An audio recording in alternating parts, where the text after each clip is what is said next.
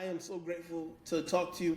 How I found out about you is I have a YouTube channel, my own YouTube channel I use to record my lectures when I Hmm. teach, and I make short content out of it, give it away for free because it's a Yeah, great learning tool. It's a great way to meet new people, and also at definitely. the end of Yeah. the day, it's a great way to market my films. Hmm. So I really love YouTube for all the things YouTube, and by being an avid shorts uploader, I'm Hmm. always coming across new channels and new content. And one day I came across one of your long format videos talking Hmm. about Hollywood and Yeah. what is the new era of Hollywood. And it was intriguing enough, the title, that I clicked on it and I saw this young man with a very stoic personality and a very smooth voice talking very matter of factly about Hollywood. How is Hollywood changing? And the video in particular that I was watching is YouTube now bigger than Hollywood? And I was like, who is this dude? Because this is fascinating. And he's asking the kind of questions that a lot of people aren't asking. And when Hmm. you surmounted the subscribers that Mr. Beast has, being only 1.5 million less than the total amount of paid subscribers Netflix has, and you ask the question, is YouTube bigger than Hollywood now? I said, okay, I've got to talk to this guy. So it was going to be a treat to my class last week, our last day of face to face, to get a chance to talk to you just because it was a screenwriting course, both of my classes last semester. I said, I think Gabriel is a world of knowledge and he'd be able to give them some great information as to how to get into Hollywood because Hmm. Hollywood is so different than that of our parents and grandfathers' Hollywood. With the Hmm. digital era, with the DIYers, and with YouTube, things are changing, and I think you have an amazing cusp on what's coming next. So Hmm. I wanted to just get a few minutes of your time to dive deeper into that. Find out what it is that you think film students, whether they're at Hmm. Grand Canyon University where I teach or any college in the country, what is it that the American audience is looking for? And the reason why I'm centralizing it to America is because I know Hmm. in North America, we are the poster child of movies, even though movies are made all over the world. So I think it's not easy to say, hey, what I'm going to tell you applies to Bollywood, to Nollywood, to Hollywood. They're different. Hmm. So I just wanted to get into your mind and find out, what do you think a student who just completed a screenwriting course should do next? Let's say they are Yeah. novices when it comes on to cinematography, directing, editing. They just know how to write something. And Hmm. before we get into that, I just want to let everybody know Mr. Gabriel is a graduate of Duke University. He started at Duke as an engineering student and then had the coming to Jesus moment where he's like, I don't want to be an engineer, I want to be a filmmaker, transitioned into film, and is currently, or I don't know if the transition has happened yet, about to start working at an agency in Los Angeles. Is that Hmm. correct? Yep. In September. Congratulations. Yeah. Thank you. Yeah. Appreciate it. Is being a Yeah. director or a cinematographer, is that the end goal? So actually, yeah, for a while, I thought that I wanted to be a cinematographer. Actually, was like the thing that I was like, it was cinematography. Then I got into screenwriting. Then I was like, okay, I want to direct. And then it was producing because I was like, I'm interested in the business side of Hollywood. And then right now, I am actually focused on being an agent, but I'm also building a business at the same time. So I'm hoping to sort of weave those two together. But most people who work at agencies actually don't want to be agents. And I can offer advice later on about like talent agencies and that whole world, and offer some advice when it comes to that. But yeah, to sort of like answer your question about like what a student who's studying screenwriting should do if they want a job in Hollywood, right? Um, and also feel free to put any of your students if they want to reach out to me or like have any personal questions. Feel free to just pass along my contact info. I'd be more than There's happy to 50 talk to any of students them. this semester, Gabriel. You sure? I think, yeah, I love talking with people who are interested in it. So like, if there's any advice that I have that can be useful for them, I'd love to like talk with them. Um, so I think when it comes to like having a career in screenwriting, I think there's two things that you might want to be thinking about. One is, do you want to work like in Hollywood, or do you want to just generally write scripts, write stories? And I think if you generally want to write scripts, write stories, I think there's lots of ways you can do that that isn't in Hollywood, right? Like I think one of the things I've been talking about is YouTube becoming huge, right? There's lots of narrative channels, nonfiction channels on YouTube, where if you want to get involved in screenwriting or get involved in writing stories, I think there's massive opportunity there because that's a lot less like gate caps, right? Like you'll have to be a little bit more innovative in terms of like who you reach out to and how you find opportunities there. But there are lots of YouTubers who are looking for script writers, looking for people to help them write stories. I think when it comes to like you want a job in Hollywood, I think one piece of advice that I think I've received, and I'll take a bit of this with a grain of salt, in that I've done lots of internships and like I've been to LA. I have a lot of friends in the industry, but I haven't actually like worked a full-time job in Hollywood yet. So maybe my perspective will change after that. But the advice that I've gotten from lots of people is that if you want to be a screenwriter, there's really one place where TV writing specifically happens, and that's when people think of screenwriting right now, the way that people are making money is TV writing, or at least the way that people used to be making money, because as we'll probably talk about further on, Hollywood is going through a lot of shifts right now. A lot of things are changing in terms of the structure of Hollywood. In the 2000s, it was spec writing for feature films. That was how screenwriters made their money. And you could make hundreds of thousands of dollars writing spec scripts, right? So these were scripts that you wrote that were sold to studios, and they bought the option to make it into a movie. They didn't even necessarily make it into a movie all the time. In fact, probably 1 out of every 20 spec scripts actually made it through development and became a movie. But they just, because there was such a zeitgeist around original IP at the time, they were willing to sort of spend these, before, like you'd never seen these prices, but then scripts would get sold for $100,000, $200,000. And I think the average is about $50,000 for a spec script that you sold to a studio. And so that was a real way to make a living. That basically changed in the last 10 to 15 years. We've seen a huge shift to IP. Like original films aren't really like bringing in that money. It's really like franchise films. And so spec scripts aren't really a thing anymore. Like they're still being sold and they're still being bought by studios, but that wasn't really a way to sustain yourself as a screenwriter. But we did see the huge shift in like the streaming wars, right? So we saw Netflix become a huge player and start to pour hundreds of millions of dollars into making all these shows. And to do that, they needed to employ writers. And so TV writing became a huge way for people to establish a career. And for decades, TV writing has had a more sort of like, there's a career path there, right? And so I'd say like for someone who's interested in screenwriting in general, I'll say like TV writing specifically, because that's the profession of screenwriting that has the sort of like a standardized career path. You start out as maybe like a intern or an assistant to a writer, right? So you just want to get as close to the writing room as possible, the room where all the TV episodes are actually being written. And it might take you a bit to actually transition from being a writer's assistant. So as that role, you'll be like doing a lot of administrative tasks, right? You'll be like an office assistant, and you won't necessarily be writing scripts, but you'll be like in the room where it happens, which is incredibly important. And then your next position after that, you'd want to be a staff writer, right? And that's still a very like entry level role. But it's the way that you can actually get a writing credit, right? So if you're a staff writer, then maybe one of the episodes you contributed to it in a big way, and then you get like a writing credit for it. And then now you have a writing credit. That is something that you can then use to establish membership in the WGA. And entering the WGA is really, if you want to be a screenwriter, that is what you have to do. You have to enter the WGA because that's how you get health insurance and that's how you get paid fairly.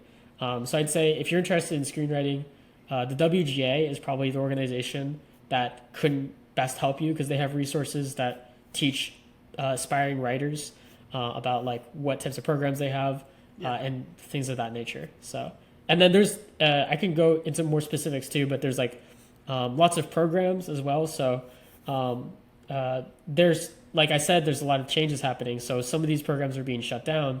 Some of them still exist. Some of them are being restarted. But like emerging writers programs where you can apply and be a part of like a fellowship. And then at the end of the fellowship, the idea is that they train you, and then you are like have first picks for like upcoming shows that are staffing that need writers. And so entering this fellowship, like if you do a fellowship at Warner Brothers, for example, Warner Brothers Television, then you'll get to meet like studio executives or showrunners who are making Warner Brothers shows, and then you'll be in a much better spot to get those jobs than someone who hasn't done that fellowship. So those are a couple examples. Gabriel, I hear the young people when they are dialoguing and pontificating and giving each other good information, they say they're chopping up game. You are chopping the game up so well right now, my man. Oh, I appreciate it. Appreciate this information. Yeah. What about the other side? We are seeing filmmakers, independent filmmakers with micro budgets, $10,000, $20,000, $50,000 budgets, getting a return on their investment of $100K, $200K through Tubi. Now, Tubi might go away tomorrow. Fox might pull the plug and say, hey, no more Tubi. But there'll be another platform that was going to follow the same AVOD model. What about the guys and girls who are not interested in the traditional Hollywood trajectory? They want to remain independent and operate just as LLCs. Is there an advantage to that you're seeing? Is there a disadvantage that you're seeing? To the creatives who aren't here for an Academy Award, they're here to make a living doing what they love. Do you think that's sustainable? Good idea, bad idea? What are your thoughts? So I think you mentioned Tubi, which is super interesting because they're a platform that I think is definitely going to stick around because they've seen tremendous growth over the past year. And I think people really gravitate towards that. We're free all the time. We're never going to charge you. And they have a very passionate community of people. They're pumping out more and more movies every year. So I think that's super interesting, and that could create a shift where more and more people are able to make these micro budget feature films for streaming services like Tubi. And so I think there's always going to be demand from people to watch films, television, different types of media. What it looks like is changing right now. I'll say that in terms of making a living, I think if you're in film or television because you want it to, you think it's the most profitable avenue, you can make money, and there are lots of people who are making money. But I think the reason you should be doing it is because of passion, and because you can't really see yourself doing anything else that's different. And so I will say it's not necessarily for the faint of heart. So I think if you're someone who's maybe considering it, definitely try it. Give it a solid chance, right? Because it might be for me, it was the thing that I was hooked to it, and I was like, this is what I needed to do. But if it's not necessarily that, there's tons of ways to make a living through film adjacent things that are, like you're saying, not necessarily Oscar winning feature films. But a lot of those will be on the commercial side of things, right? So maybe that looks like creating content for a business, right? And so if you're a filmmaker, one of the best ways to make money as a filmmaker is not to necessarily sell your services to the consumer, right? So, that is a way to make money, right? You can make a $10,000 to $50,000 film, maybe distribute it yourself even, right? And if you do a good enough job of marketing, I've seen people who, they're able to maybe take their film to a festival, get it seen by people. And if you're willing to put in the work, you can make that happen. But that is a lot of work, and that does take a lot of experience. If what you love is the filmmaking part of it, right? You love being around cameras, you love, recording on set, right? You love the vibe of being on set. You don't necessarily, need it to be a narrative feature for you to enjoy it. And so I think, one thing that I would recommend for anyone who's thinking about what they want to do as a career, is to think about what it is that truly fulfills them. Because If it is the narrative part of it, right? If it is the storytelling part of it, um, you can find that storytelling aspect in a lot of different uh, film careers, right?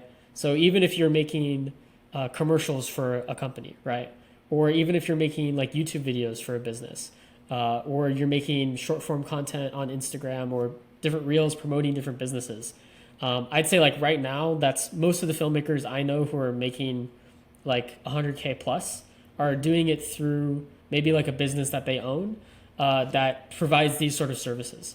And that may be a stepping stone to your ultimate dream of, okay, I want to, like, this is what I'm doing right now to sustain myself.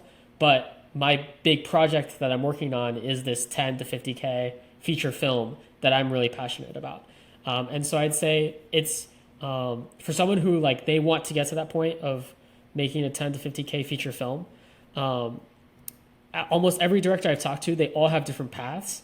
Uh, they have all had to find something to do in the meantime, right? So the number one thing you need to always be doing is filming, right? So putting together short films, getting as much experience on set as you can, getting all that knowledge, because then once you actually get your chance, right? Like you find the right producer who's like, okay, yeah, like I'll put 10 grand down for this. And then at that point, you have the skills to actually execute on what you're promising and make a great film. So Totally. that's important to have the skills.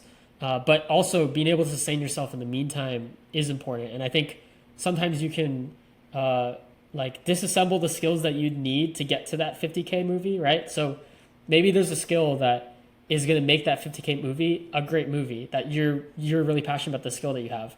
Maybe you can use that skill in the meantime in a valuable way for other people to earn a living, and then that way you're still developing that skill. It's still in the long term interests of getting to this thing, but it is a long road to get there. In the case of YouTube versus Hollywood, and again, you never posed that question as if to say, hey, these two need to duke it out.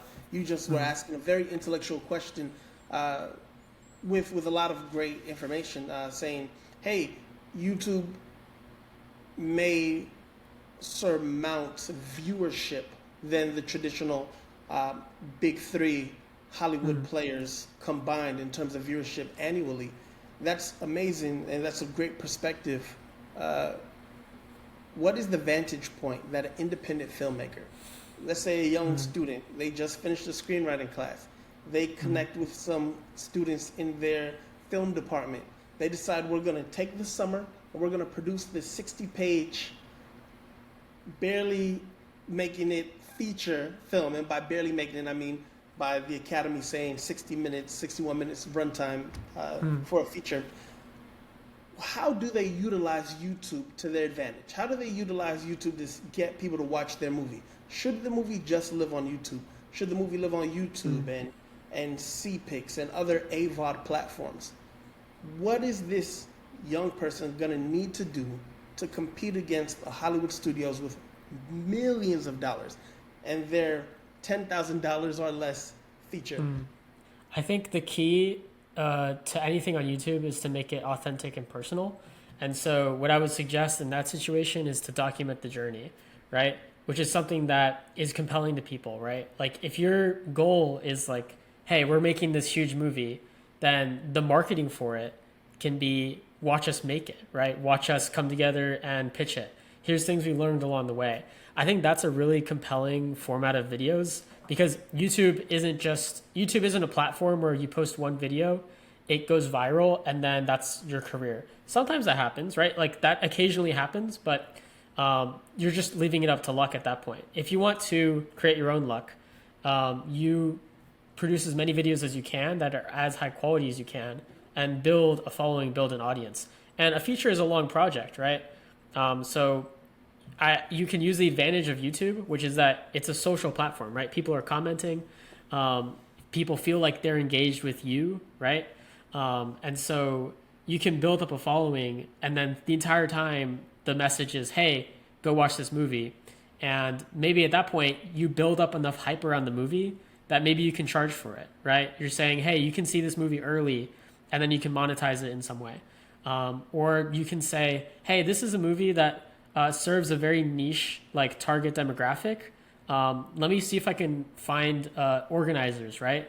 Maybe I can get this film screened for a local community, right? And then we get a community of people together to go see it in person and then charge tickets for that. I think there's interesting ways that you can monetize films. And I think if you want to sort of like use the power of YouTube, the thing that YouTube has that none of these other large platforms has is that personalized feeling of the person on the other side of the screen is just a guy like you and me. And people really deeply connect with that. And I think, I think I've seen lots of channels where they document their journey. One of my favorites is the creator of Stan, who he's like, he's an entrepreneur. He's graduated from Stanford Business School. And so he made a video about that blew up recently. But basically he's making videos about his meetings with VC investors, right? He's making videos about, this recent sales call that he's doing. And he's doing what he's calling building in public, right?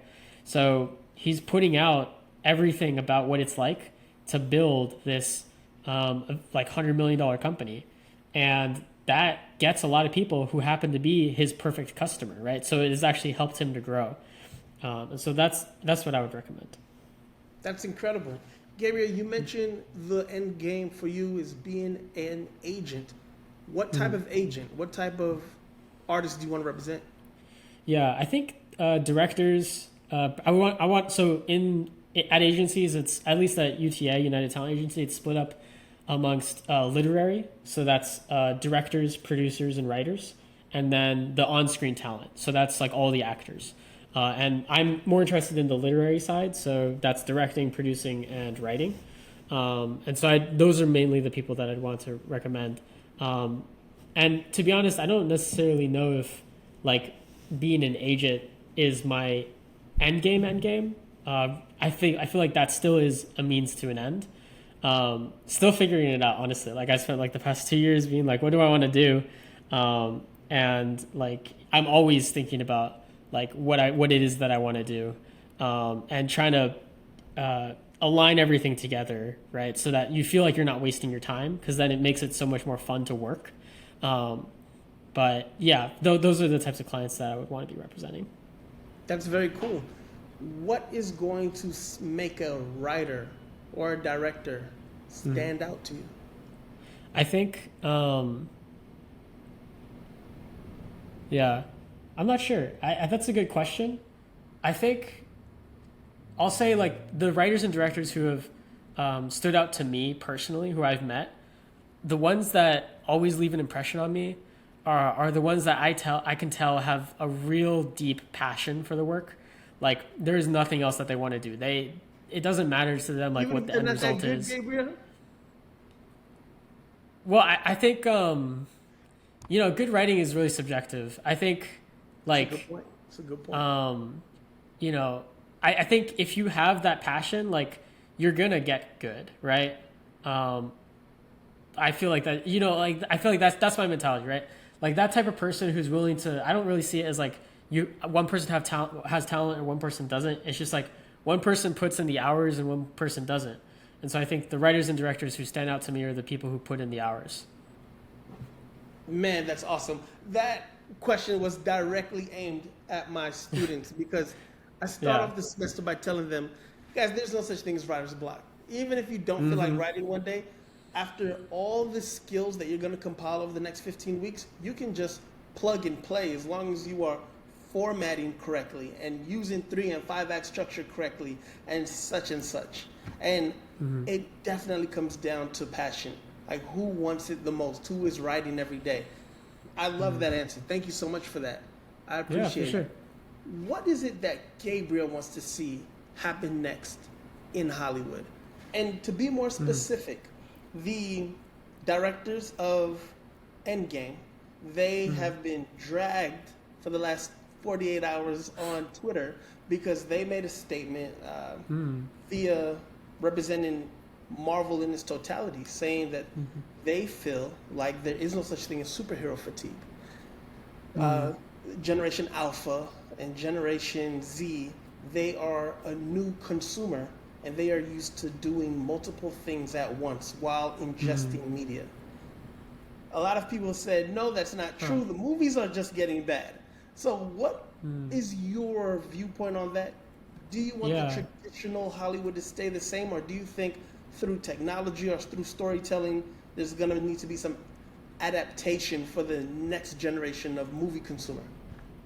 Well, I think regardless of like what I want, I could talk about like what I want later, but I think Hollywood does need to change in order for it to make money, right? Because currently a lot of the studios are just unprofitable. I think Paramount is the clearest example of that. Like most of their revenue comes from cable. They have failed to transform for the digital era. Bob Backus just got outed as their CEO.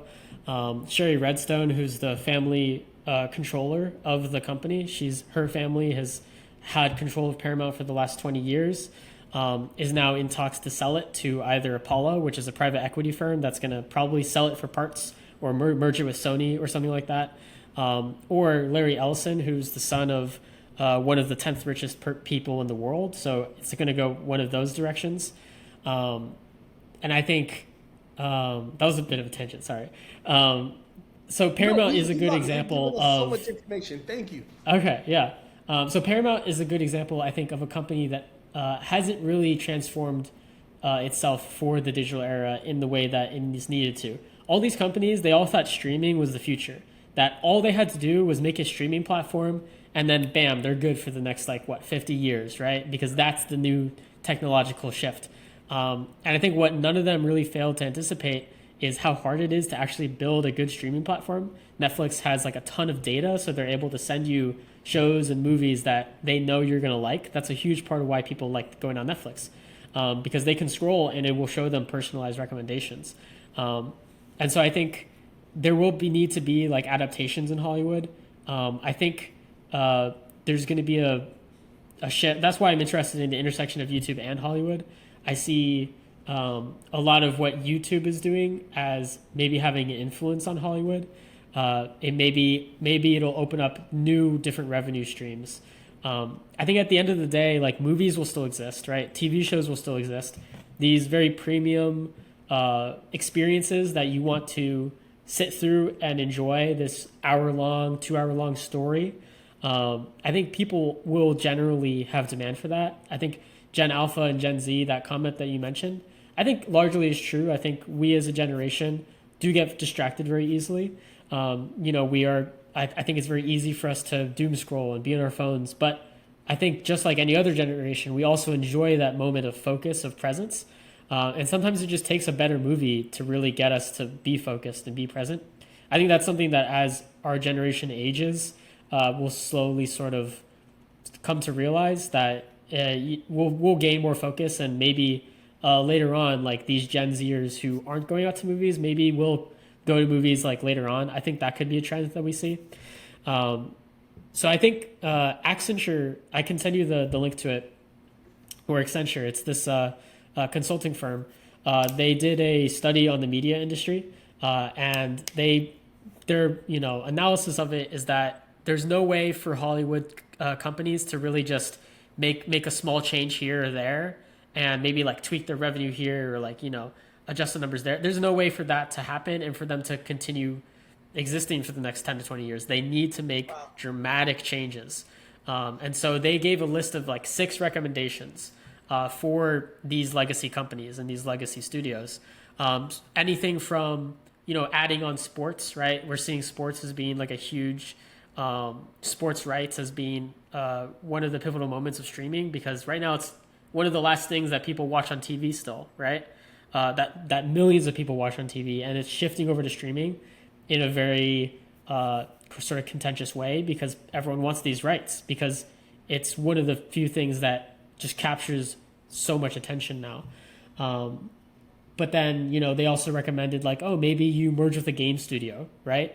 And so at that point, say Warner Brothers, they merge with another large gaming studio. Maybe they're no longer just a movie company now. Maybe they make movies that are centered around gaming, right? And that's, it probably wouldn't be that level of studio that's maybe merging with a gaming company.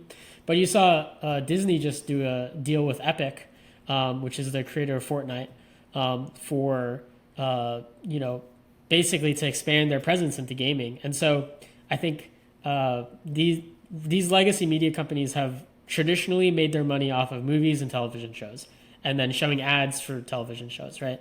And I think they'll have to find different revenue sources. In terms of what I would want in Hollywood, I would just love for more mid-level movies. So I think like we've seen a real lack of that $100 million movie that is like an original idea, is fresh. Maybe it is attached to a franchise, maybe it isn't. But you can tell that the director got a lot of control. It was made by a passionate crew of people.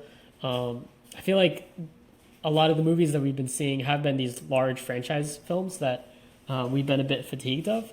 And I think the reason why it's hard to make a movie like that good is because of the level of control that the studio has as opposed to the director or the producer or the crew on it. And so I would love to see sort of the creators and the artists in Hollywood have more agency.